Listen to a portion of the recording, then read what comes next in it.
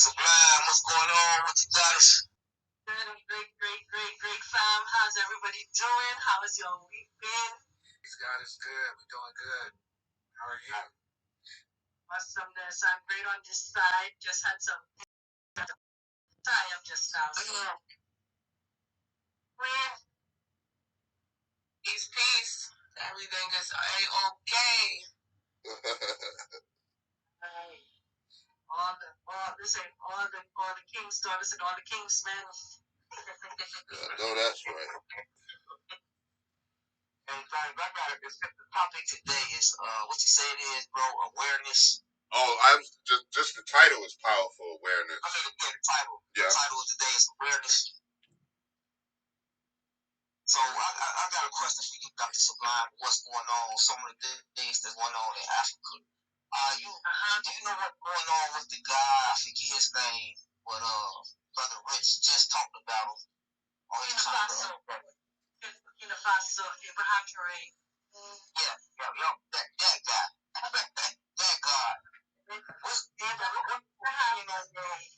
over there in Africa? What's your opinion on him? What are you noticing energetically in the people? Just any changes at all? Because I got the absolute utmost respect for this guy.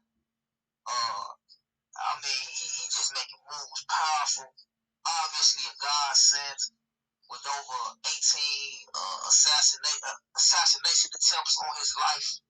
You know what I mean? It's more than that, but yeah. What's your opinion on him? You've been over there in the land. There is so much my opinion, but the insight with that is he is making big moves. He is setting a precedent, especially among the Gen Zs and the millennials. You understand? He set a strong precedent. He's the youngest president on the continent of Africa, and he took a pay cut.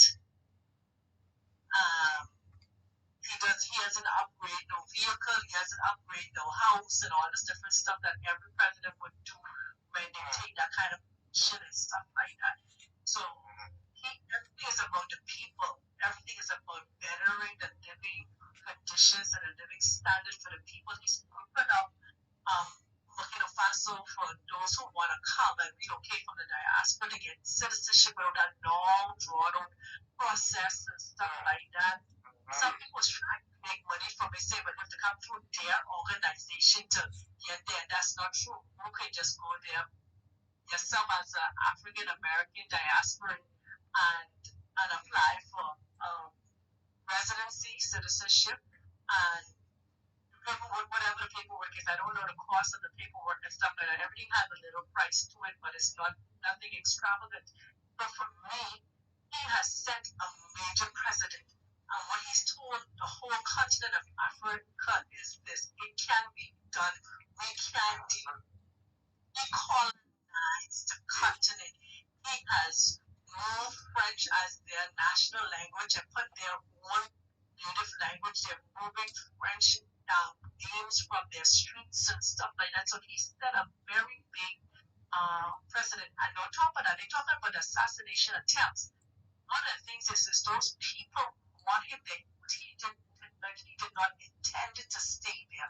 He was ready for them to elect somebody, put somebody in. The people expect that he stays there. He's not there by his own volition. It's because the people see the leadership in him. People see what he is doing, and the people say, no, you will stay. But see this work through. So he's opened up a canning factory. He's opened up so many different things and getting so many different things done, housing and stuff like that. So he's really doing great work. So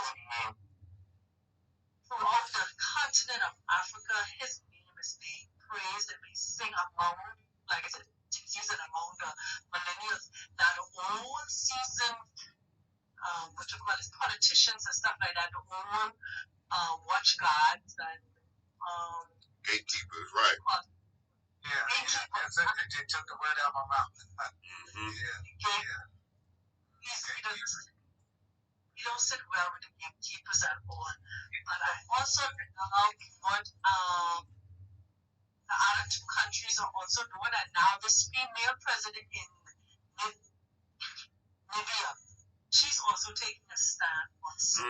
Because yes, where Germans did all that genocide and stuff like that. So now Libya has a female president, and she's also taking, even though she's up and she's more senior to him, but just as a female president, she's setting the precedent also and saying, hey, listen, we're taking our country back. We're taking our resources back. We're going to take a stand. What they did when, I think it was Botswana, when they set all those embargoes against Botswana, because Botswana also took a stand. You understand? So any country that takes a stand against the Western puppeteers, they try to assassinate.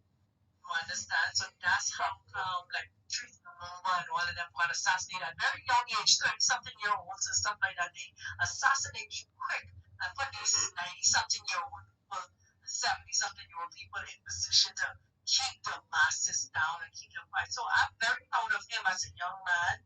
I'm very proud of his moves and the things that he's doing. I would one day love to shake his hand and just speak life into his life and just say, hey, proud of him. He's not enforcing his religious belief on the people neither. You understand? He's doing an amazing job. He's doing an amazing job, and he needs that positive energy, that positive vibration to continue to be sent his way. And the ancestors and the universe will continue to keep him covered. So I know I heard Black Magic them talking and asking, but how come the ancestors was protecting him and didn't protect anybody else? Everybody else was protected in their time. When is your time? It's your time. Step up the purpose. You can stop from stepping off the scene after you don't finish fulfilling your purpose.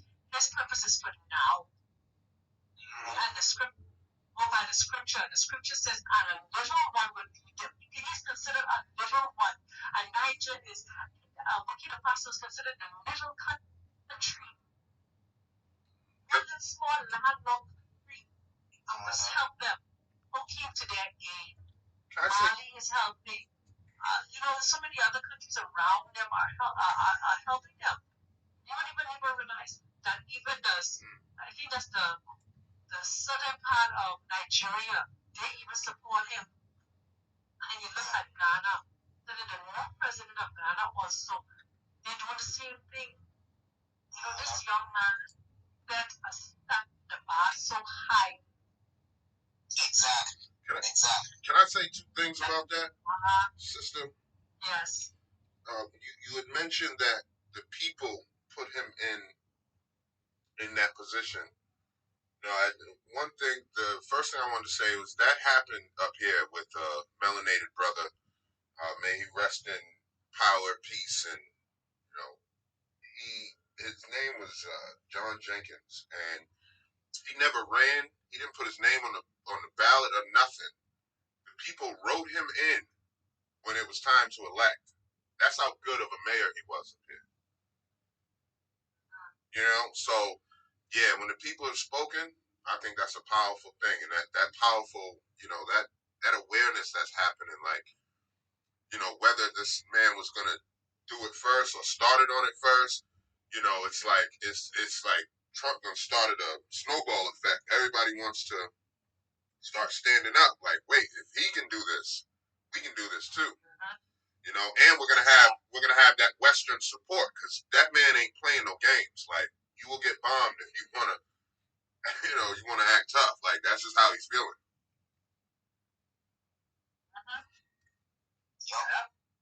Like you said, he set the bar, he set a new standard. And I know the people that's in power right now, they probably hate this. I mean, clearly they do, because they trying to assassinate him.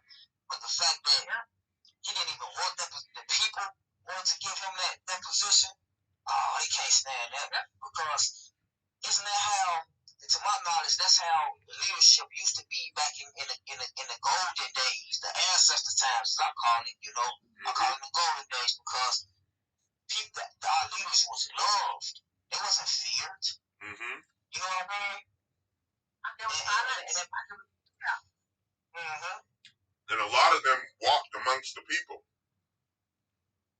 If you was to enter, and that's the real what we call commonwealth. The commonwealth was the fact that wealth was common among the people. right? And wealth isn't in terms of currency and gold and silver. Wealth is in terms of everybody was eating, everybody had a roof over their head, everybody had access to whatever it was that they need. Because wealth to me may not be the same thing as wealth to you. Right. When you walk in those countries, tell who the king or queen was.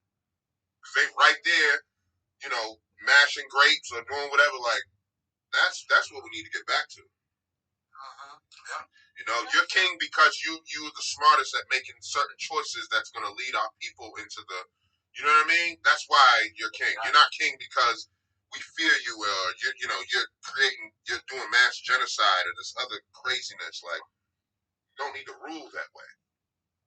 Exactly. If we're not ruling I together. don't think we need a king. I don't think we need a king, period. Or a leader, period. We can all lead our own. You know what I'm saying? Because in a sense, the leaders, that's why they kill the leaders. Once that's why this new movement today in the spiritual community, there really ain't no leader. Right. Exactly. There's really no leader. There's no, you know what I'm trying to say? Everybody know what they do, and people do what they do according to what's best for them. And then we come together and make a whole. Yeah. So there's really no leader, nobody leading this thing, per se. Because once they kill the leader, that's the end of it. Right. If you have a leader. And that's what's happening. No, the thing is this. Good leaders always prepare those that good leaders lead from the back. Think about the wolf pack. A good leader leads from the back, not from the front. Not follow me. Push those that he leads forward. Yeah. Because he's vigilant to see what's going on around. Yeah. Not only that, he trains his replacement. Right. But that's the wolf pack. Now, when you think about the hyenas, nature teaches us. Even when you teach about the hyenas, they know exactly who's going to be the next leader of the pack. And so that next leader of the pack is constantly being trained to take over when that leader is no longer or gets too old to lead the pack. You know what another thing a good leader does? He gives the power, his power, he shares it with the people. Yeah, you know, that's it right there. and that's the key right there. If you really want to be, the weight isn't on just the leader, the weight is on everyone. right? You're responsible for this. But delegate, a good leader delegates. Right. Yeah, kind of like what you were saying, Spec, when we was talking about the movie Gladiator. Yeah. When you said he didn't want the power. And the dude told him that's why it must be you. Right. You know what I mean? Yeah. Okay, I see. And that's what Julius Caesar was, you know, that's what he was. That was his goal. And they stabbed him to death in the damn Capitol building. Saying like, damn, bro, y'all are that. But you know, some people are just that greedy, man. They don't want to relinquish that power. It feels too good. The more power the more power hungry they continue to be.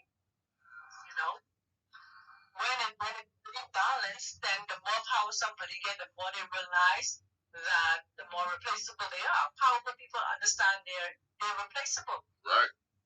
That's true.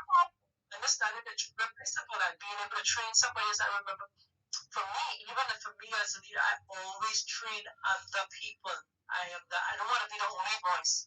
I don't want to be the smartest person in the room. Right. Because what happens? You're the leader. What happens when something happens to you? These people they scatter like roaches. They don't know what to do. Nobody can take up the torch. You know what I mean? So exactly. Don't tell everybody that they know. A good leader trains everybody to operate at the same level that they operate at. That if they will happen to be gone off the scene, the operation will not even miss a glitch or a beat because somebody's able to step right in and do the same thing that you're doing because you train them properly to replace you.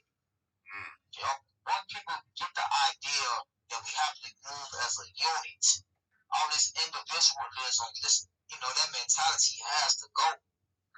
You know? Like I said, I got what y'all saying. That's why, that's why the good leaders put people in position to take over if something happens to them to keep the operation going. You know?